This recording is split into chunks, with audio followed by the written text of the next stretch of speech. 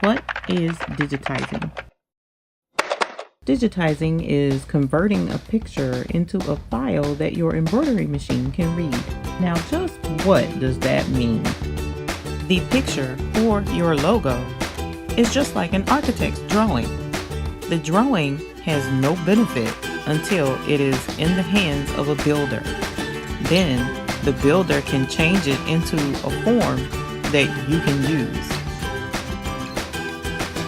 Likewise, digitizing takes your image or logo and turns it into a format that the embroidery machine can read, basically changing your picture into stitches.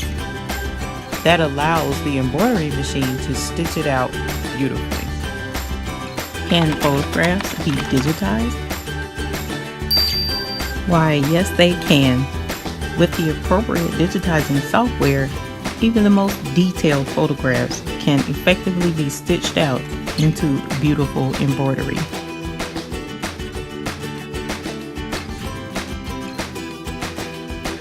So now that you know what digitizing is, what software is needed in order to digitize a picture?